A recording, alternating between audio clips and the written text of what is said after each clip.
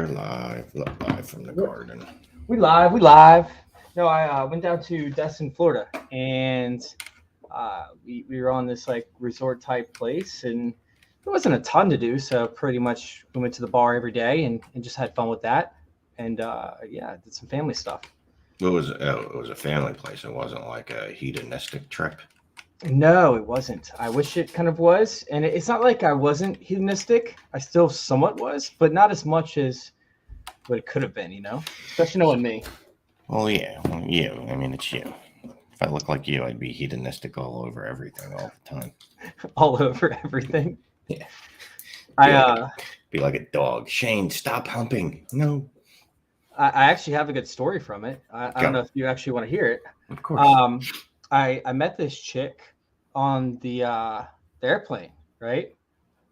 And we had a great time and ended up hitting it off. Ended up, I don't even know, making out in the airport and doing all sorts of weird stuff. So it was fun.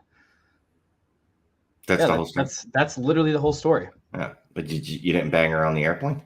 Not on the airplane, no. But it is what it is. In the bathroom? No comment. She seems classy. I'll say that. She's classy. I like her. I definitely like her. She's awesome. It's my type of girl. Ready to get it at the bathroom airport. You got to respect that. I respect it fully 100%. Yep. Got to get it.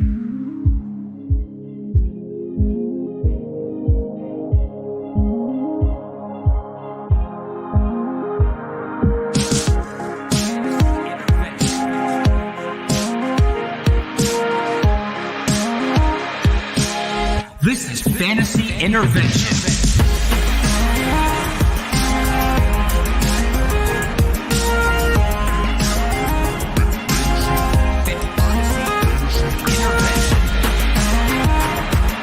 Now here to intervene with your fantasy life, Shane Manila, Jacob Sanderson, and Chase Vernon.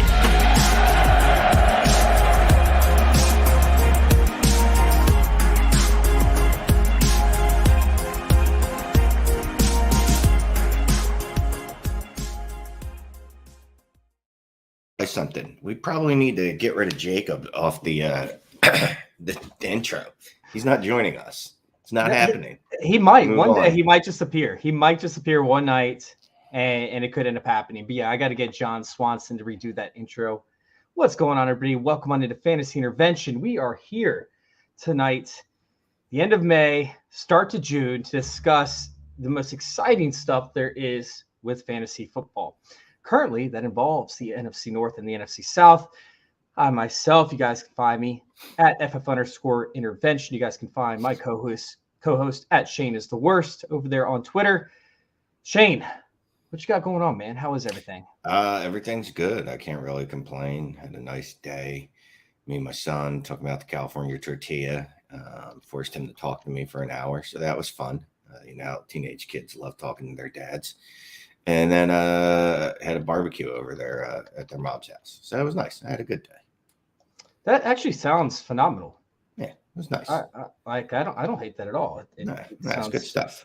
I don't know about the whole talking to you for an hour aspect. I got to do that tonight, but it's just part of the job at this point for me. Yeah, and trust me, he didn't enjoy it. He didn't enjoy it at all. But whatever. He stuck it through for free tacos. So.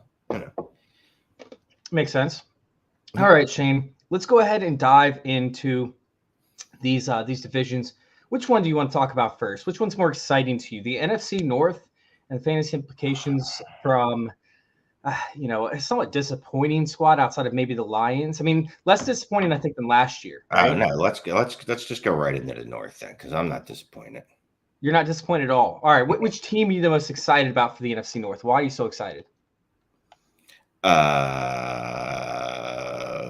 Jordan Love, Justin Fields, DJ Moore, Christian Watson, Jaden Reed. What other teams are in that conference? Minnesota. Stoked for Jefferson and Addison. Hey, he's not at OTAs right now, voluntary OTAs. Maybe. Just And saying. who else is there? In terms of that backfield, maybe we got Hawkinson, of course, the tight end, Madison. You have the Lions over there with, of course, a whole shit show of things that are happening. Who even knows what's happening with the Lions? But I guess let's go ahead and dive into it. Let's start with the Detroit Lions and Jared Goff. Is Jared Goff somebody that you can trust to be a top 12 quarterback this upcoming season? Do you think he's going to get enough passing opportunities? What's your viewpoint on Jared Goff for 2023? I believe he will have the opportunities, but I will believe he will not be a top 12 quarterback because he's not good. And as soon as people start expecting him to be good is when he generally descends into his ungoodness. That is his natural state. That's his natural state, is ungoodness. And I think he's going to revert to that because people are going to be expecting things from him. I expect them to lean on Jahmyr Gibbs a lot. Are you concerned about David Montgomery at all when it comes to Jahmyr Gibbs, or are you happy with where he's at right now? I'm okay with it because I guess what's really different from when DeAndre Swift was there, right? Except that we expected DeAndre Swift to be injured more often, I guess, than Jahmyr Gibbs. We don't really know his injury history, or at least we haven't had an injury history for him. So I forget what I was talking about. David Montgomery. Yeah, I wouldn't say I'm excited about him, right? Because you're never fully excited about someone when they drafted a player at 12 overall at the same position as you. But I'd say that he's definitely worth whatever his ADP is. I know he's fairly down there. He's not too high. So I'm good with his cost. Yeah, I mean, going back to Jared Goff, he's in an interesting spot, right? Because he had games last year where he was putting up 35 fantasy points in certain weeks where he had 3 touchdowns, 4 touchdowns. I think he had 3+ passing touchdowns in like 4 or 5 weeks out of the season. And then he gave you other weeks where he didn't pass for any yardage, didn't do anything. You know, whether that was up to game script or not, I don't think that was actually a big enough factor. I think it just had to do with essentially the play calling, which is kind of what worries me about Jahmyr Gibbs to an extent. I feel like it should be taken with a grain of salt as to where Jahmyr Gibbs is going with his draft position. But in terms of dynasty value, I mean, this is a home run, essentially long-term and somewhat short-term, because I don't see Montgomery being a factor after these two, the efficiency levels coming from Jahmyr Gibbs versus Dave Montgomery. So with that being said, is efficiency a factor at all? Do you think Jahmyr Gibbs is going to be extremely efficient, or are you looking more so towards the volume? I am expecting him. I don't know if it's a smart expectation or a reasonable expectation. I'm looking for him to be like DeAndre Swift plus. I expect him to be efficient and see a little more volume than DeAndre Swift did. He might be a better pure running back. He's probably a better pass catcher too. Not to knock DeAndre Swift, who's a very good pass catcher, but just overall Gibbs might be better. Better. Yeah, and if he's less injury prone, maybe the coaching staff will go ahead and give him more work than they felt comfortable giving to DeAndre. Yeah, they wanted to use DeAndre Swift. They did. We saw it in the fourth quarter of multiple games where his snap percentage shot way up because that was the running back they wanted on the field, but it hindered his, first and second quarter touches essentially, which kind of rendered him not useless, but less than ideal for fantasy football. I guess we got a question right here for Jamie. Are you more comfortable taking Montgomery in a dynasty best ball as opposed to just a dynasty league in hopes that maybe he gets the touchdown similar to what we saw with Jamal Williams last year? Yeah, I understand the thought process behind that. I would like to say, yes, I'd be more comfortable, but it's theoretical because I don't play in dynasty best ball. So I don't want to pretend like I can give a definitive answer because when you don't play anything, I think it's disingenuous to be like, yeah, I can do that. But I will say, yes, I'd be more comfortable in that situation because then, yeah, I don't have to worry about when he starts. The system will tell me when he starts because it's when he has a good game. Yeah, and I think that we could see that in a very similar light, but for me, it doesn't increase the value that much more. Like we're talking about what I would give up for Dave Montgomery in a dynasty league, not dynasty best ball, but a dynasty league would probably be a late second, early third round pick. It might be a mid-second if I needed a running back. So it's not going to bump it up that much more than what I had him already. Like he doesn't become a first rounder, early second rounder just automatically because all of a sudden it's a best ball league and when you can start him. So In terms of a guy that actually should be considered a lot more for Dynasty Best Ball Leagues, Jameson Williams, who I know Shane does not like because he hasn't produced. He didn't do anything last year, and that's Shane's rule. He's sticking to it. There's no exceptions. He is locked in on guys that don't produce in their first year being, not valuable for Dynasty Leagues just because it doesn't happen. He's not in good company. Yeah, I mean, Shane, let's not act like this is just me making shit up out of thin air. It's basing it off what usually happens. If 100% of the time I bet against these players, I'm going to end up being right like 70% of the time, which is a better hit rate than you get in most things. So yeah, if you don't produce as a rookie, excuses aside, and then you get suspended 6 games of the next season because you're a gambling degenerate. Jesus, go join Underdog. That can't be illegal, right? He could have got suspended for that. Use promo code Fantasy Intervention. Fantasy Intervention on Underdog, and maybe he wouldn't have gotten suspended. But now I'm really just completely out on him. Completely out on him. I couldn't be any more out on him if I tried. Yeah, I mean, Shane, were you out on Alshon Jeffrey? Jamie wants to know in the chat. Alshon Jeffrey. I'm trying to remember. I'll give you some time while I talk about Jameson Williams. I think Jeffrey was like 2013, 2014, 2015. Is that about right? That sounds about right. Maybe 2012 or 2012. Oh, wait, he went to the Super Bowl he went to the Eagles Super Bowl. That's right. Or am I making this up? I'm getting players mixed up and time frames mixed up. Now, he was with Wentz, so he's only about 5 or 6 years ago. I don't think I was ever in on Alshon, to be quite honest with you. I could be wrong, but I don't think so. Yeah, he's 33. He joined the Chicago Bears in 2012 when he was drafted. Okay. So, yeah. For me, going back to the point of it, like I actually do like Jameson Williams. I'm somebody that was high on him prior to. I know that he ended up having a terrible season in terms of his overall production, but they were being careful with him, right? And I understand like this is an exception, right? Like it's not the rule, like whatever the case is. But I mean, he wasn't touching the ball, and it wasn't because Dan Campbell didn't like him. Dan Campbell raved about him, but Dan Campbell openly said that they were limiting his touches because they didn't want him to get hurt. They didn't want him to come back out after not playing for a season and all of a sudden just get thrown back into the fire. So I completely understand where people are coming from in terms of like not wanting to touch him. And I'm not blaming somebody that doesn't want to get him. But for me, with at least the coach speak, right, which we typically don't like to believe in. But I mean, he was saying the same exact thing every single year where he's like, I want Jameson Williams to be a part of this team long term. I want him developed the right way. We're going to limit his snaps. We're not going to have him be a focal point of this team up until next year when he's ready to step in and he's got a full workout load. So that's where I'm still at. I still think that Jameson Williams has plenty of potential. For me, Jameson Williams is still worth a late first round pick in terms of dynasty value. Where do you sit with him if you're giving up a pick for Jameson Williams? Where are you comfortable giving up a pick for 2024? Rookie pick? Yeah. Oh, third? Rookie third? Really? Oh my God, Shane.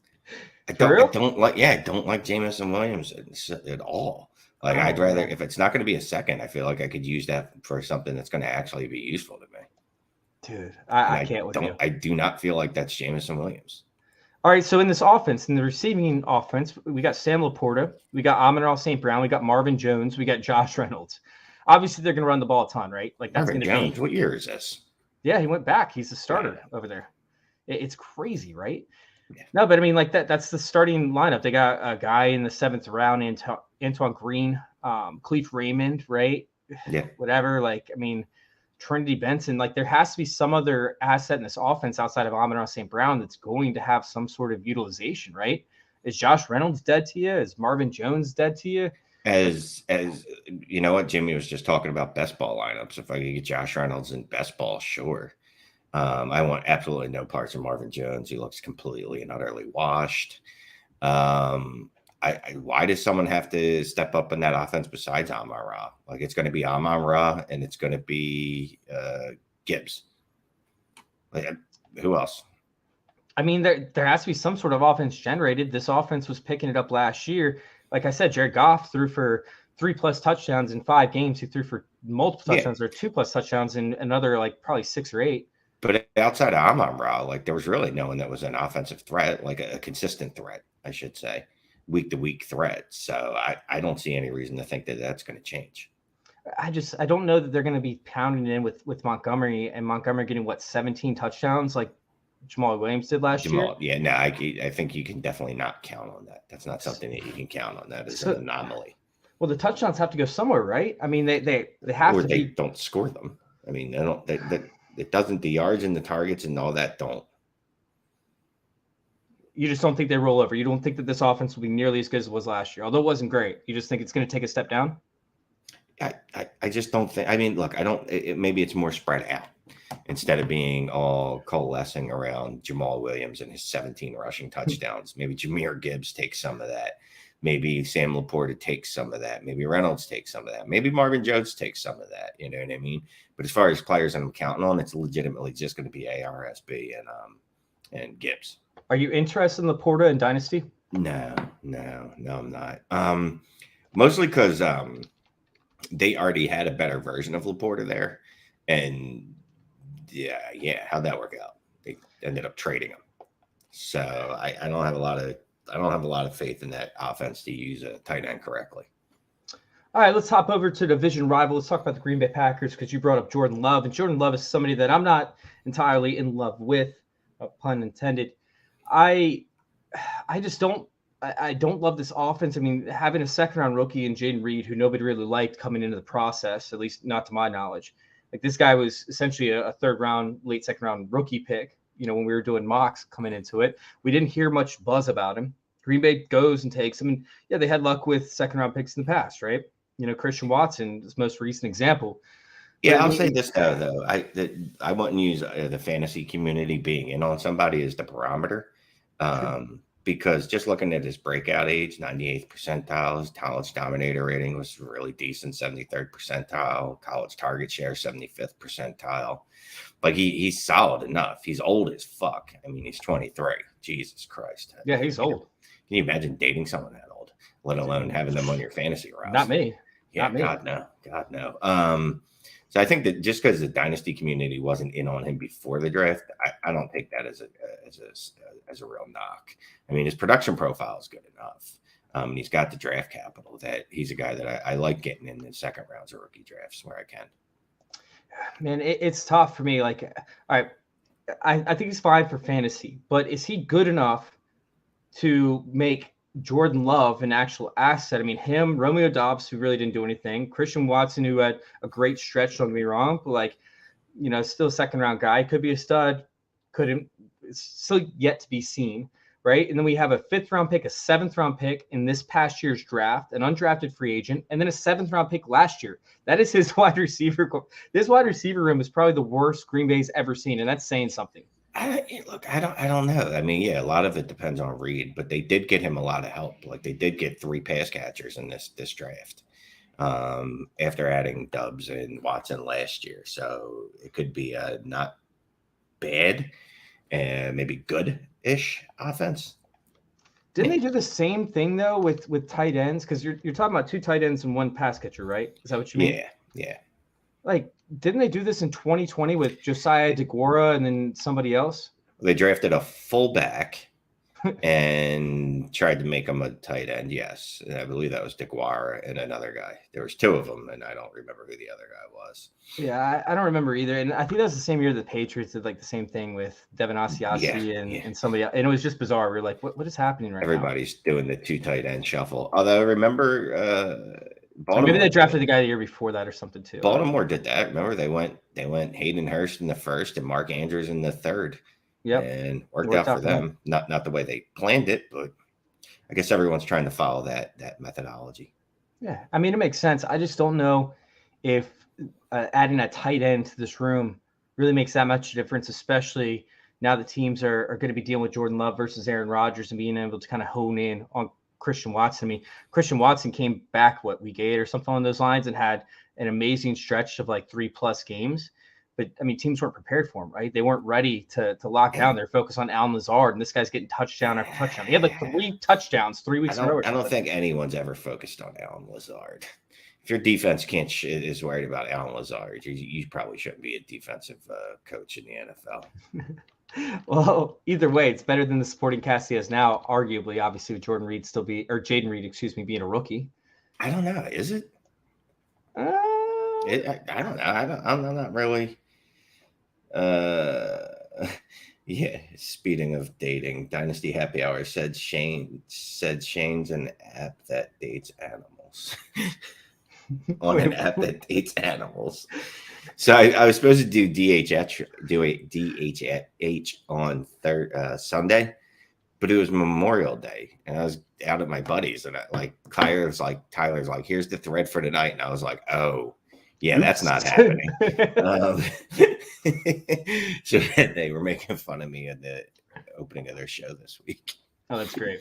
Yeah. Anywho, sorry.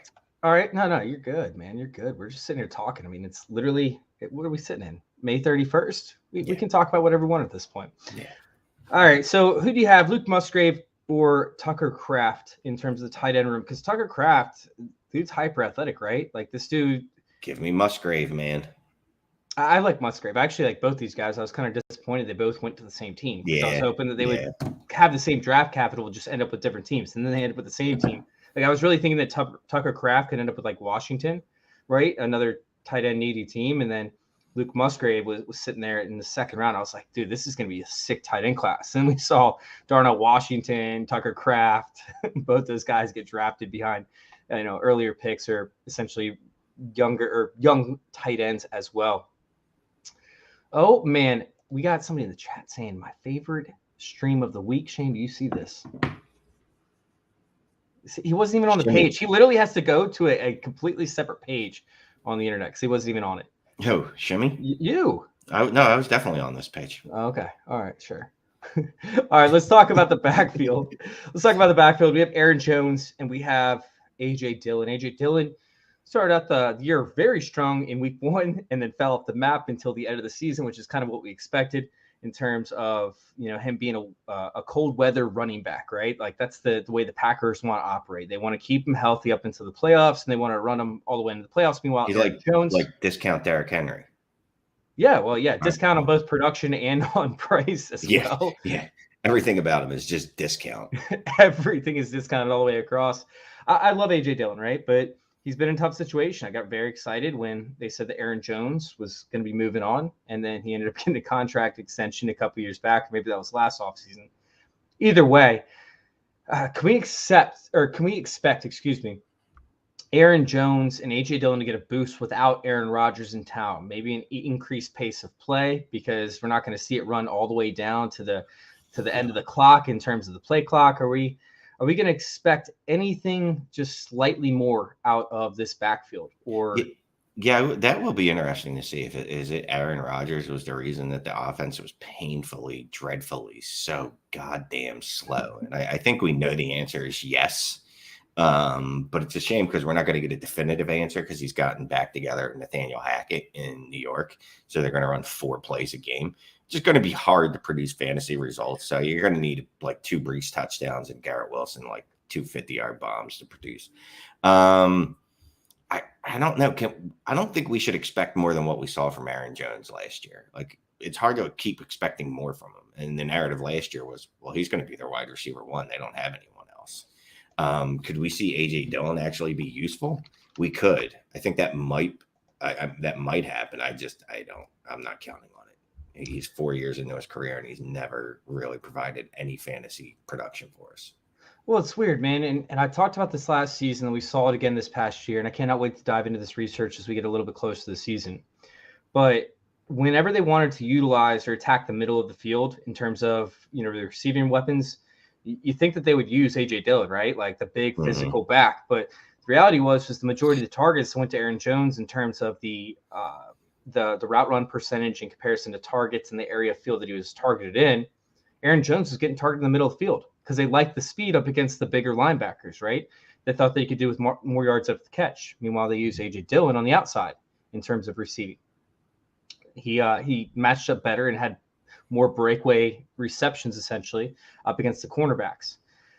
Hopefully that's not a thing. Like, hopefully that's just like an Aaron Rodgers thing where he's like, oh, well, I know who can beat who. Like, I'm going to go ahead and preset who I'm going to pass to, right? Like I'm hoping that's not the case. I'm hoping that AJ Dillon sees more work on the inside and outside. At least that's just the hope. But overall, like we just talked about their wide receivers, and I don't feel like they saw a increase in terms of talent of their wide receiver room, at least for this year. Maybe in the future, right? Like with Jaden Reed in the future, but not right now. So for me personally, I'm hoping that we see a lot more rushing opportunities for both players. I'm invested into both, but Aaron Jones more hesitantly than AJ Dillon, especially at their price right now. Remember last year, like AJ Dillon was going at the same round almost as Aaron Jones? Yeah. Well, look, we were all ready to finally just be like, this is AJ Dillon's year, right? Like, I was there. It's the natural progression of things. Like it's how it's supposed to happen. You know, your first year, you didn't get much work. Second year, they worked you in a little bit. It was last year's third year. This is the year you're supposed to take over. And Aaron Jones is like, I'm still really good.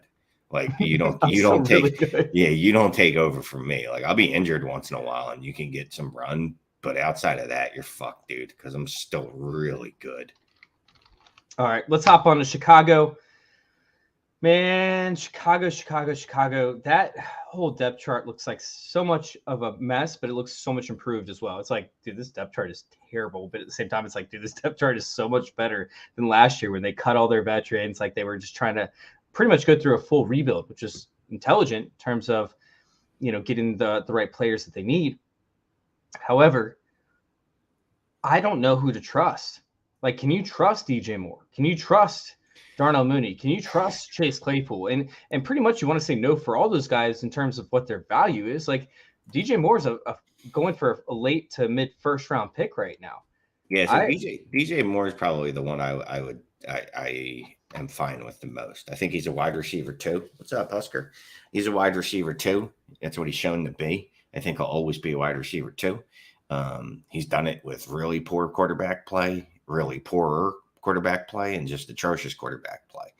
So if he just gets decent quarterback play, maybe he's a high-end wide receiver too, maybe a low-end wide receiver one. I don't know if the volume's going to be there. But I just pencil him in as a wide receiver too, just based off, you know, the fact that's what he is every year. So I don't see any reason that he wouldn't be now. Darnell Mooney, I don't think you can count on even a little bit. Like you look at that Chicago offense, it's obviously Justin Fields because of the rushing ability, DJ Moore, maybe Chase Claypool, but I sincerely doubt it. And a little bit of Kmet if you're desperate at tight end, but that's a really thin roster as far as fantasy production of who I'm going to be rostering in my leagues. Well, it's interesting, right? Because you're talking about how bad the quarterback play was for DJ Moore, and I don't know that it's any better. I mean, it's not like Justin Fields had a great completion percentage or anything like that, but he was also dealing with a lot of pressure, right? Like pretty much almost any time he dropped back, he was seeing pressure. And that was the biggest concern for me with Justin Fields. It's like, dude, this guy's going to take hits. This guy's going to get sacked so early in his career. And typically that doesn't work out for quarterbacks when they're just taking hit after hit after hit. I'm looking at his totals right now, like 3 sacks, 5 sacks, 6 sacks, 5 sacks, multiple games of 4 sacks, 6 and 7 sacks. That's brutal. Yeah, but they beefed up their line, right? Yeah, I guess. I mean, yeah, to an extent, but like he's just not great at reading pressure. He's not great at absorbing he's great at absorbing the contact. He's just not great at reading these blitzers coming in. And also that should be something that you can coach up. And I'll say this. I mean, the guy in college was a 68% completion percentage for his career. Like his worst season, he was 67.2%. He's passed for 70% in his final season. So I'm not worried about his accuracy. I don't think, obviously, we haven't seen the best of him. But I always put that more on coaching. Like if you know your quarterback's not good at something, then fucking do something else that does, you know, that lends to their play skills. Yeah, I mean, all right. So even if that's the case, right, we're only talking about the most passing attempts he's seen in a game was 28 last year, right? He was only north of 25. That was the only time he was north of 25. He had one game at 25, one game at 23. All the rest are 21 and less. Like he's not seeing enough attempts, right, to go around. Like his DJ Moore, is he worth a late first round pick like he's going for right now? Well, here's the thing. So when I look at what they did is they showed me that they do want to throw the ball. They traded for Chase Claypool last year, and then they traded for DJ Moore this year. Like these are steps that show me they want to be passing the ball. So yes, I think there's going to be volume there. What would you add to DJ Moore in order to get JSN? A second. Really? Yeah. I think I'd I'd add start a there and first. see how that would go. Would you would add a first? Yeah, I think I'd add a late first. Like if I'm a competitive team and I have the luxury, right? Or maybe I have another team's first round pick that I know is going to be an elite contender and I want to add that one in to get him. I think I would add a late first because like JSN has so much future value in terms of taking over for Lockett, in terms of how this offense operates and the investment that they're likely going to put in at quarterback after Geno Smith moves on. And I think that's a home run for JSN. I love JSN. I'm one of those people that's not even remotely worried about his landing spot or any of that stuff.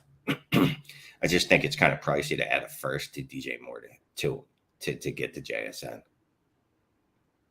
Okay.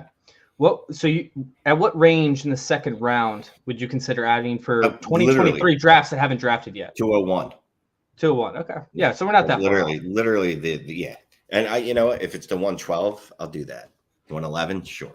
I was thinking like 110 range where that drop off happens, in terms of like the elite assets or even the very good assets. And then you start taking the dart throws like around 110. Yeah. Yep. All right. So you brought up Cole Kmet and, they added in Robert Tonyan, who has one relevant season, very similar to like Gary Barnidge, very Gary Barnidge-esque. We were talking about last week, weren't we? Did we? Oh, no. That was Logan Thomas. But last week. Still referenced Gary Barnidge 2 weeks in a row. Yes, we have. We've talked about Gary Barnidge. Jesus Christ, Cole Kmet sucks. I mean, I'm just looking at his stats from last year. I don't know. I thought for some reason I thought he had a little mini breakout. Didn't he? I thought he had like a 3-game stretch. Am I wrong? Oh, he had 2 games where he had 22 and 23, and then the end of the season 10.7 and 15.7. He is just ass, man. He's not a focal point of the offense. He's never going to be, right? He's just not that pass catching tight end that we hoped he was going to be. So are you just completely out on Cole Kmet? I mean, out, yeah, but I'm not trading for him. I won't give anything of a value for him. He had a few good games. I mean, so yes, you're right. He did have a few good games. He had like 5 really good games in the season, but then he also had like a game where he put up 6 for 72, which isn't bad. I feel like he's getting worked in, but it's tough when your quarterback only passes 28 times. Now they traded, like you brought up, they traded for Chase Claypool. They traded for DJ Moore. They already have Darnell Mooney. Like, what's the upside for Cole Kmet? Like, what are the chances that he sees over 5 targets? And that's not likely. Here's his upside. All right, let's look at his 2021 season. He had 93 targets, 60 receptions, and averaged 7.1 fantasy points. Now, he didn't have any touchdowns. You can expect he'd have a couple more touchdowns. So I'd say his upside like 8.5 fantasy points per game. Does that get you hot and bothered? Does that make it move? Doesn't make it move for me.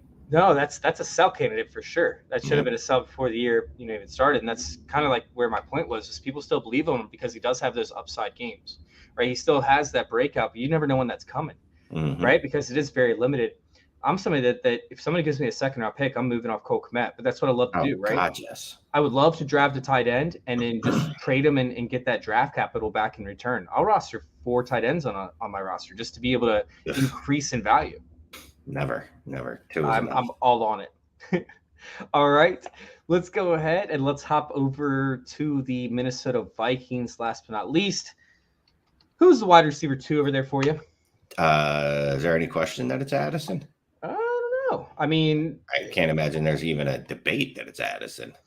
Is it going to be Addison this year in 2023? Yes. I think he steps immediately right into that wide receiver 2 role. Bro, you have Jalen Reagor over there, man. You do have Jalen Reagor. This is true. This is true.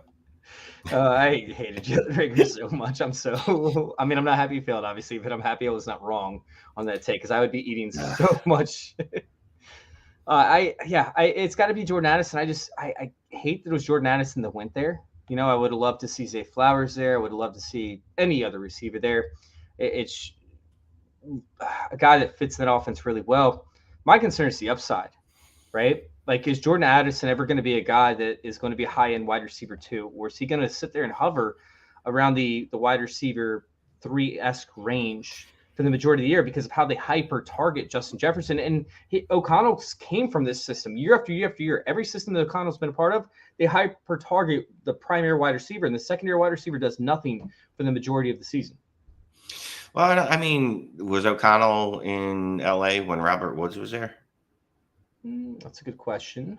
When Robert Woods was still good, even though He was good, but he was a back end wide receiver too, right? He was a high end wide receiver too. All right, look, to me, there's no reason. There's no reason to believe that Addison can't be T. Higgins, Devonta Smith, or any one of those other wide receivers that's tied to an elite wide receiver. Like, they're not that guy, but they're good enough to be right below that guy. I didn't have time to look it up. You didn't give me enough time. But as I continue to look that up, what's saying that T.J. Hawkinson isn't the wide receiver 2 in this offense? Because he's not. I mean, other than, look, his target share increased immensely from when he moved over from Detroit. His scoring only marginally, which shows me that he's inefficient. And I can't imagine that they want to continue doing that. He was efficient in some games. It just took him a minute to get integrated in the offense. He's inefficient. He saw like a 5% target share bump from the time that he was in Detroit to Minnesota and saw like a 1.4 point per game scoring increase. Not enough, my friend. And if they were happy with TJ Hawkinson being their second receiving option, which I don't know any offense that is happy with their tight end being the second receiving option other than like when you have a Hall of Famer, like, you know what I mean? Like Gronk, although he was the one, Travis Kelce, when Tyreek was held there, maybe you could say he was the 2, but unless it's like a Hall of Famer tight end, you generally don't want them to be your second option in the offense. So I think, and the fact that they spent a first on Addison shows that's they want him to be the wide receiver 2 there. So Robert Woods is like wide receiver 19 in fantasy points per game during the year that O'Connell was there. Okay. Which is, I think that's perfectly attainable for Addison, right? Like, I think 19 or even 18 to 20, probably 8 range is where he finishes throughout his entire career. Which for me, I mean, people are willing to give up first round picks in 2024 for it. I'll take that over Addison personally, but you could probably get a bonus out of that too. You could probably get a 2024 pick in a second. All right, let's talk about Dalvin Cook. Dalvin Cook's most likely to get traded is the news today. More likely to get traded than cut. So I understand he might not even get cut. I'm still waiting. He's been getting cut for like 6-7 months now. He's been getting cut for literally like just forever. Whatever. Where's he going to get moved to? That's like an Adrian Peterson situation with Washington when they cut him like 3 weeks before the season. They were like, "Oh, we're doing him a favor," although they knew the entire offseason they were going to cut him. It just boiled down to, hey, could we get to the start of the season with a healthy running back core? Okay. So, I don't know if I can get behind Dalvin Cook regardless of whether he's with the team or not. Obviously, they don't want him on the team, right? It's not that he's an asset. It's not like they want to make him a focal point. He was highly inefficient last year, right? I tend to fade efficiency in running backs only because it's not a very sticky stat, not from what I've seen at least. So when we talk about LaShawn McCoy type injury histories and curves where you just fall off. Remember when he landed with the Bills and everybody was stoked? He was good for 1 year and then he just completely fell off because he couldn't stay on the field. And I feel like that's been the history of Dalvin Cook. Sure, he was efficient, but once he started fading down and dealt with all these injuries similar to LaShawn McCoy, there's no offensive line. They wanted to pass the ball more often in Buffalo. You just saw LaShawn McCoy completely fade off into the sunset. 600 rushing yards. 700 maybe. So Dalvin Cook, is he somebody that you would even entertain? Second dynasty jacks, I will take Dalvin Cook all day over a second. Oh yeah, well, I'm thinking of Dalvin Cook in like the 3rd round. Like, would I trade a 3rd round pick for him? I don't even know if I go mid-second. I don't think I would go late second. Rookie trade? Oh my God, a rookie pick? I'm giving up a second easy for him. Well, that's easy. What you said. Wait, did you say Dalvin Cook or an early? You said early second on the Dalvin Cook, right? And I went Dalvin Cook by a kabillion. Wow, I'm not on the same page. I'm not even close. Clearly not, but give me all the Dalvin. All the Dalvin, bro. Why? He's at the tail end of his career, right? That's fine. I'm betting it's a 1-year bet. I mean, the options for what a second round pick is going to be on a 1-year bet, I'm fine taking that bet on Dalvin Cook, especially he's going to look really good in that Miami offense. He's not going to Miami. They got Devin Achane. Wherever it is that he ends up. They got Achane. He's fine. Plus, he doesn't have the speed to play in that Miami offense. They need guys with speed. Not everyone on that team has to be a track star. That's how they won it. Look at their team. They got Jalen Waddle. They got Tyreek Hill. They definitely built it that way. They literally, like, everybody on the Raheem Mostert, like, the only one that's not is Jeff Wilson, which still has a bunch of speed. He's still fast as fuck. Yeah, he's fast as fuck, boy. Like, that's literally like their entire offense. That's all they want. They want to outrun you the entire time. There's no reason for Dalvin Cook to be there. I keep laughing every time because if Dalvin Cook goes anywhere, it's mostly likely going to be Arizona, where, hey, it's going to be the only team that actually wants to pay him any money to come join their squad. I couldn't imagine that he'd be in Arizona. They got Connor, and they don't seem to be in the adding players mode. At least not adding veteran player mode. No, but they might want to just save everybody's life that's on that team and just run the ball freaking 40 times a game at this point, just because this team is going to be so bad, right? They want to try and get fans in and out of the stadium as quickly as possible so it doesn't look empty in the fourth quarter. I don't know, man. I'm not on board with Dalvin Cook. I don't see a point in trading for him. Like you said, efficiency doesn't matter as much for running back, but it does matter, especially when Alexander Madison is being more efficient with you. Then they draft Trey McBride. They already have the dude from last year. Can't remember his name right now. They just have options. They have options. All right. What about Justin Jefferson? Is he a wide receiver that you must roster this season, or are you cutting him? Is it? I might hold on to him. Justin Jefferson is like, there's nothing to talk about. Yeah, he's a stud. Him or Jamar Chase? Chase.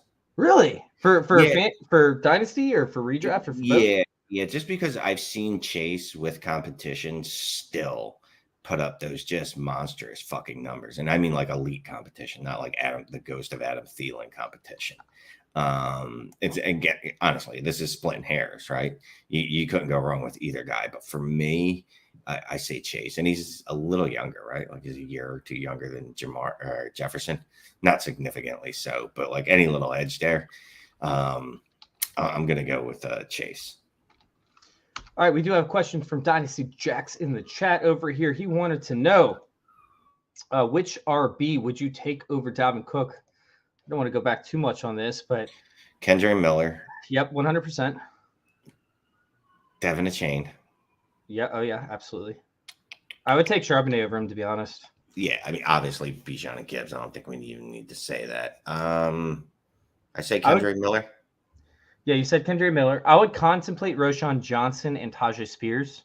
I wouldn't take either of those guys over him. I would contemplate Zach Charbonnet. You would? Oh no, dude. All right. What about? Let me just. No, there's no one else. No, you don't care. You name Tank Bigsby. None of those dudes. I'm not taking any of them over him. Oh man, I can't get on board with that. I can't. There's like literally 3 or 4 running backs that I would take over him. Just you hate old people. Outside. What can I say? I like old people better than you.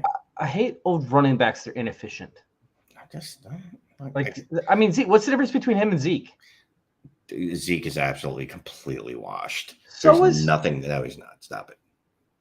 Dude, I want to pull up these efficiency numbers as soon as I get a chance. I want to see how efficient they both were in comparison. I bet you the same. Care. Look, I'm going to do this thing. I'm going to go, the old eyeball test shows me that Zeke is more washed than even anywhere near what Dalvin Cook is. All right, then we can move on to the NFC, what is it, South, right? Yeah, we're going to run through this one. 17 minutes, man. We got 17 minutes, that's it? Carolina, who do we like? DJ Chark.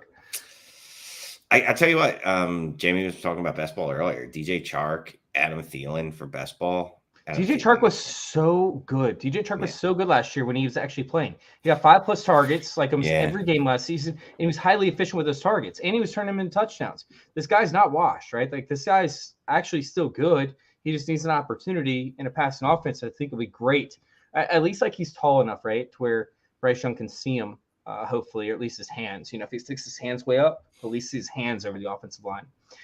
Adam Thielen for me, I don't hate him. more best ball target for me, but definitely not a dynasty like acquisition. Like maybe a 3rd round pick. I'm not trying to pick him up though. DJ Chark, I'd actually be more inept to pick him up just because of his age at this point. What about Mingo?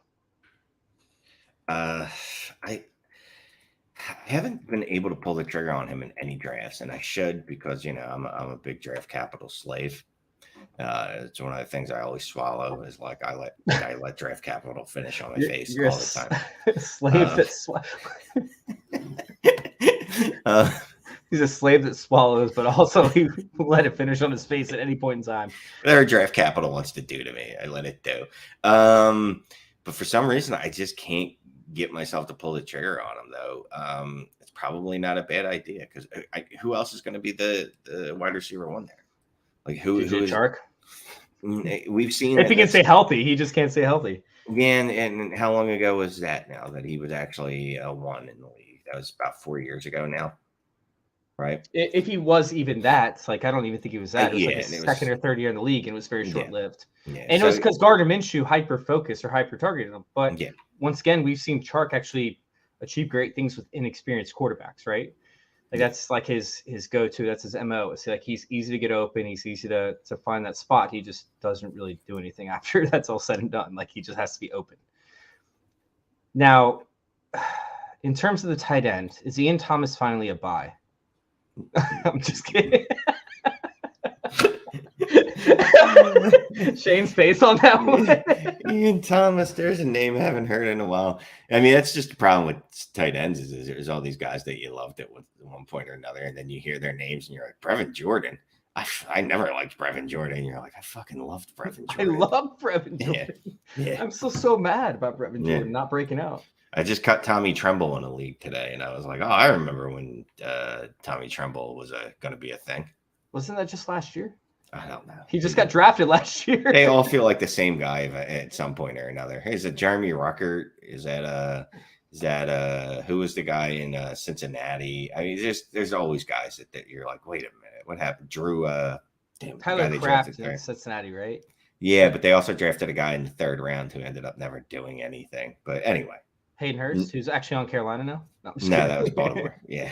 I'm just kidding. No, but Hayden Hurst is on Carolina. Yeah, he was it. He's played everywhere in the league at some point or another now. I think he's there now, though. I think he's there. So do you care about him at all? No, not even a little bit. No love for Hayden Hurst. No. Man, it's so sad. All right, let's hop on to Atlanta. I don't understand the love for Atlanta. I don't get it. There's all this hype around Bijan Robinson. There's all this hype around, Drake London. There's all this hype around Kyle Pitts. I mean, I don't get it, Shane. I don't get it. We saw Drake London see a 25% target share, right? But Kyle Pitts was hurt for part of the year. Like Desmond Ridder hyper targeted him. You earn your targets. I don't care who's on the field. You earn your targets. Someone else could have housed those targets, but Drake London did. I'm all in on Drake London. He's like the cheap version of Garrett Wilson and Chris Olave. Like if you can't afford to buy those two, you can't. In most leagues, go buy some Drake London. Didn't you just tell me you have Jamar Chase over Justin Jefferson because he's actually competing for targets with good players? No, but that's a different argument, though. We're talking about literally at the top of the elite level. I'm trying to find differences between the two. The difference between the two is one I've actually seen compete with an elite wide receiver and still house targets. Drake London's still going to house targets. Kyle Pitts will still see a ton of targets. I don't know. Yes, Drake equals London. I don't know. I almost feel like I should by default be in on Ridder, right? Because I think Drake London's going to be fine. I think Pitts is going to be fine. That's pretty much what I was going to allude to. It's like, well, if he's going to get this, he's going to get this. For some reason, I can't bring myself to make 1 and 1 equal 2 there. I don't know why. What was Drake London's target share last year? Like 25%, right? No, higher. It was 28%, 30%, whatever it is, right? Well, that's a pretty big difference there, dude. Yes, it is. 25% is still great. Essentially, so 25% is still great, but I think he had a 29.1% target. Okay, that's excellent, right? Absurd. Elite is like 33%, like DeAndre Hopkins level. As a rookie, that is absolutely elite. So, anyways, my point being is that, all right, let's just say that he saw 30% target share, 28% target share, whatever number you want to throw on it, right? Kyle Pitts, in the amount of passing attempts that we're going to see from this offense, if Kyle Pitts is going to be relevant, these two players are going to have to take up like 60% of the targets from Desmond Ridder. Mm-hmm. And if they're going to put up, why can't they though? That's the thing. Why can't they? Because like, I mean, look at the Bengals offense. I mean, all the targets are around Chase and, are around Chase and Higgins. But I don't think we're seeing that high of a target share to those two, are we? They're both over 20%. Yeah, I can see like once again 25% and 22%. But we're talking about elite levels, essentially from both these players, because the biggest difference is that they're getting targets downfield, right? The offense is good. They're getting opportunities to score. This offense isn't good, right? And we expect around the goal line for the rushing attempts essentially to go to Bijan Robinson. I would hope so. I would hope they're not going to bring in Tyler Algier and fuck us all. Well, yeah, either way, I'm talking about opportunities at the goal line should be rushing attempts to Bijan, right? They're not going to be targeting these guys in the red zone unless Bijan fails on first and second down, right? So, I just don't see if this offense is going to score a bunch of points, right? If this offense is going to be highly efficient, we're not talking about the Bengals in terms of offensive passing efficiency where they're going to get yards after the catch, right? They're going to generate 40 plus targets a game essentially between this offense, right? So how are both these guys going to be relevant? How is Drake London, essentially going to be relevant? I mean, last year he was great, but like he didn't finish in the top percentage because he wasn't efficient. The offense wasn't efficient. And why would we not expect? I mean, it was more efficient when Ridder was in there. I'll say that. It was. And they passed a lot more when Ridder was in there. And part of London's target share problem was he had a huge target share, but it was like Marcus Mariota threw the ball 15 times. Who cares? You know what I mean? Wait, are we talking about? Wait, did Ridder throw it that many more times? Yeah, the stat. Someone spit it out at me not that long ago. It's a pretty significant margin. Hold on, I'm right here. I'm right here because I just want to see this for myself. Yeah, he actually did. Okay, we're talking about 26-33, 26-30. I was expecting more so the amount of attempts that we saw from Justin Fields throughout the year. So yes, that is more than I thought that he was. No, it was a legitimate, adult offense. Yeah, it wasn't whatever the Bears were running. The issue was his completion percentage was still sitting at 63.5%. So yeah, it was on good. But I mean, he could improve. Again, he was a rookie. I kind of feel like I should be buying some Ridder, and I don't own any. I have pretty much no shares of Ridder. I can't get behind it. I don't see. First off, I just feel like this offense is going to be so unpredictable outside of rushing the ball. But the passing offense itself is just going to be a shit show in terms of where the targets are going. I don't see London having that same target percentage. I don't see Kyle Pitts and him together having a 60% target share of this offense. It's just not where I see this offense going. Because I could see them easily over 50% of the target share. And then Bijan's going to take up what? 18, 20 target share? No, yeah, 15 is good. But Bijan's a pass catch running back. That's elite for a running back. Anything over 10 is good. I could see him with a 10%. You're right. 12 to 13% is typically good. Yeah. Above that is elite. And could I see between the three of those guys 65% of the passes? Yeah. Because it's a highly concentrated offense too. I mean, like, I don't even know who their wide receiver 2 is. Like, legitimately, I could not name him if you had a gun to my forehead right now. Yeah, Olami moved on. Holy shit, wait. I don't even know if they have one on the offense. Oh, it's freaking Matt Hollins and Scotty Miller. Okay, Scotty Miller is still in the league. Good for him. That's freaking hilarious. They have Frank Darby, Cordero Hodge, and Penny Hart. Yeah, oh god, this one's worse than the freaking than Detroit is. Yeah, much. Okay. Yeah, so I mean, there's no reason to think that those three players can't house 60 to 65 to 70% of the targets in that offense. Because I don't know who's their. I guess who's their backup tight end? JJ Arcega-Whiteside. Anyway. Johnny Smith.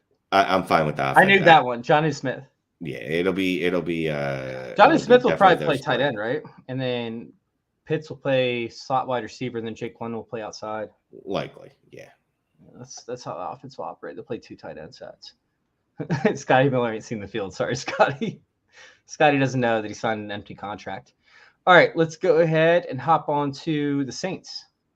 We've got Derek Carr. Yay. That's it. That's all you got for him? Yeah. Perennial wide receiver or quarterback 16, essentially. Yeah, I mean, look, he's better than Andy Dalton. Chris Olave is still going to smash. If you're playing in super deep leagues, start 11 or more. I love Rashid Shaheed. I like Juwan Johnson, but I liked him a lot more before Foster Moreau got signed there. So now they got Foster Moreau, Taysom Hill, and Juwan Johnson.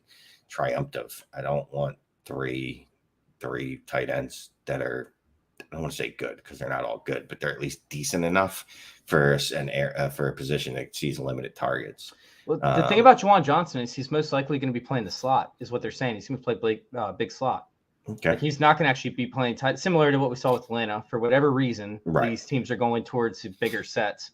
Maybe just because the cornerbacks are getting smaller. They all weigh 160 pounds coming out of the draft now. I like Juwan Johnson to an extent. It's like a dart play, but like that's not somebody I want to roster for any. Like if he's cut, I'll take him. You know, if he's on waivers, I'll take him and I'll backload him on the roster in hopes he has some big game and then somebody falls back in love with him again. But you're right. Like I don't want to play with this back or this tight end lineup. It sucks. What about Michael Thomas? Give me your thought on Michael Thomas. No, there's nothing there. It's over. Move on.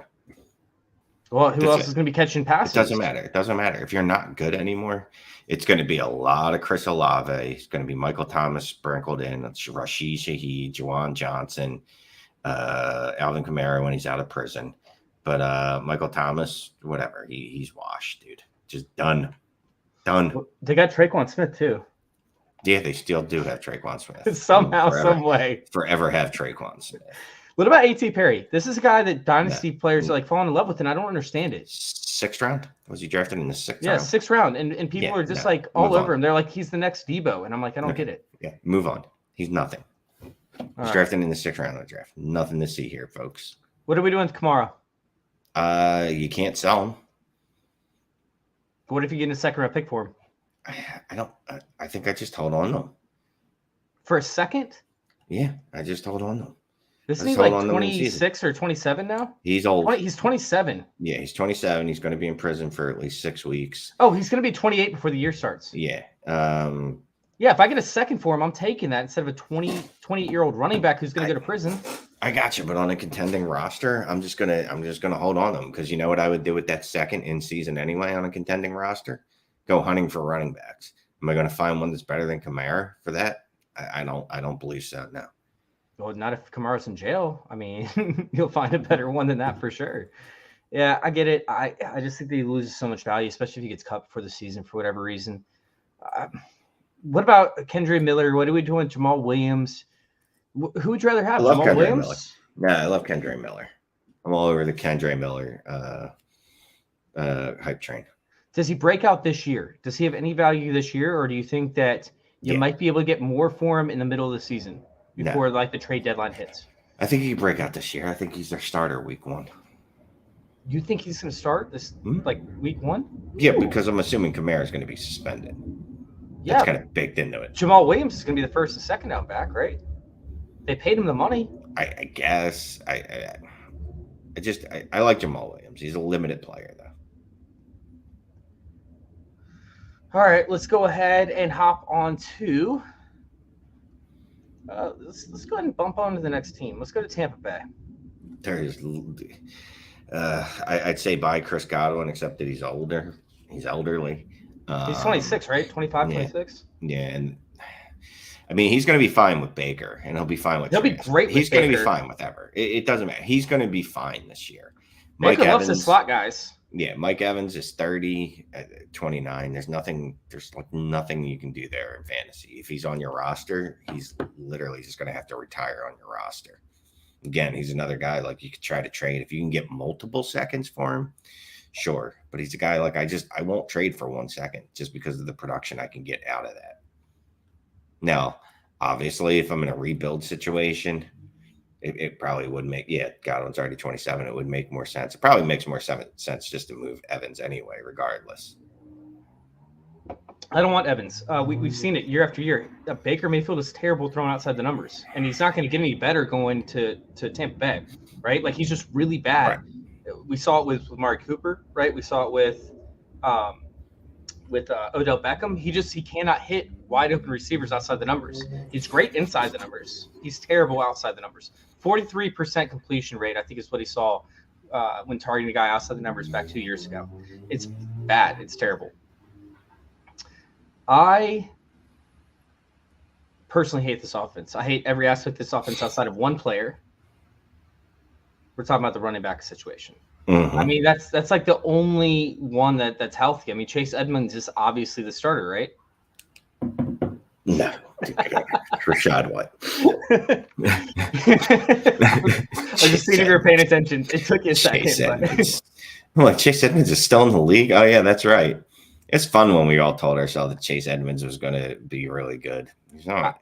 I was not on board with that. I wanted Eno. He's a committee back. That's what he is. You know what I mean? He is. And this could be a committee, by the way, that he actually does play a role in. And I think that he's getting valued far, far too low at this point. Is he ahead of Keyshawn Vaughn, you think? Chase Edmonds? Yeah. Probably, because they hate Keyshawn Vaughn. And they've literally said that they want to have two running backs regardless. Like, they had Leonard Fournette, they had Rashad White. Rashad White's the running back one. There's no question about that. I was just kidding in terms of like playing that. But I still think that Chase Edmonds has a role in this offense. Yeah, I mean, 6 to 7 touches.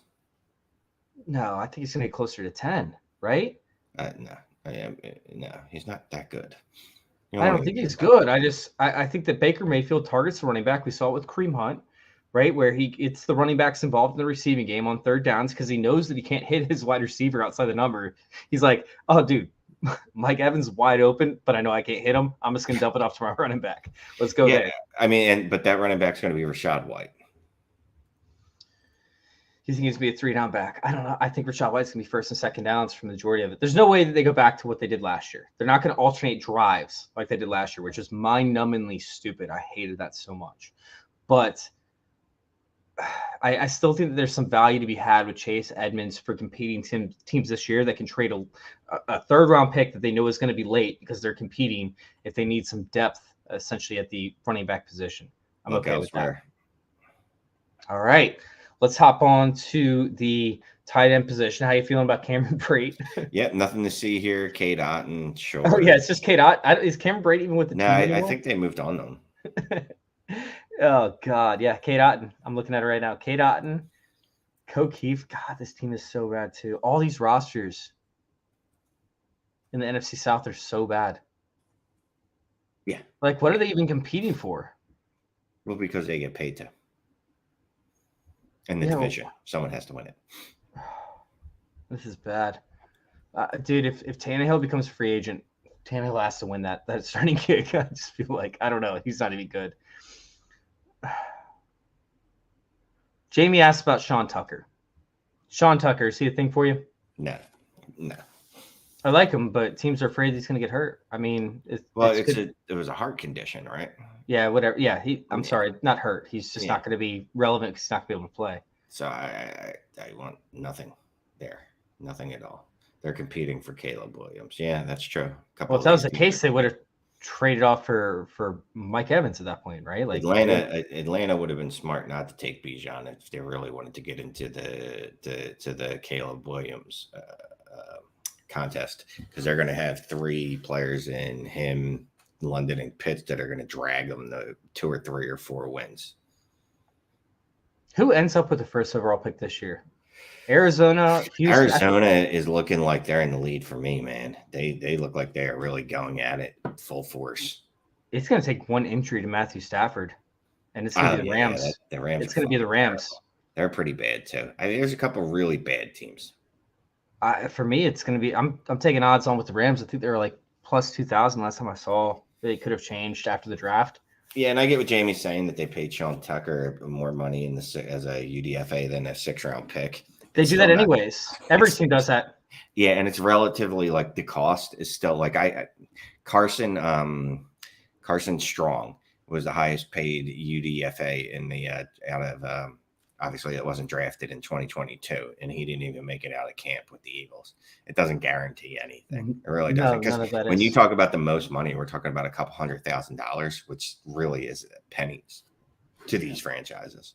Yeah. So what they'll do is they'll actually call up like a player, and they'll be like, "Hey, listen, I'm going to draft you in the 6th or 7th round. You're going to be stuck with my team making, the minimum for the next 3 years, or you could agree to sign with my team as soon as the, draft ends, and we'll pay you more money if you end up making the team. You'll be on a 1-year prove-it contract, and then you can end up making more money long-term than what a 6th or 7th round would make over 3 years." Right. They do it all the time with teams. So, yeah, Tucker, 6th round money means almost nothing, essentially, because very little of it, if anything, is all guaranteed. And if it is guaranteed, it's still not that much money. It's still dropping a bucket. Yep. All right, Shane, anything else you want to bring up about these two divisions? Is there anything else we need to talk about? It. I think we covered it all. All we got. Hit me up. Dynasty Trades HQ, Dynasty Trades in 5. Check out my writings at Dynasty League Football. I don't know why I used our proper name, Fantasy Data, here on Wednesdays. There you go. Yes, sir. Yeah, we got a few more weeks of doing the divisions, and then we're going to be hopping into the hot stuff, right? This is the time of the year where we try and find values, of course. We're ready to get back to it and actually talk real fantasy football here in a little bit. Make sure you guys tune in next week. We got the AFC East and AFC West next week, which are both very interesting divisions in terms of the rookies that they have on their rosters now and some of the offseason moves that were made and weren't made, surprisingly. So make sure you all tune in next week. YouTube.com/fantasy intervention. Once again, that's YouTube.com/fantasy intervention. Thank you guys for tuning in. Thank you all for letting us intervene with your fantasy football life. We're out.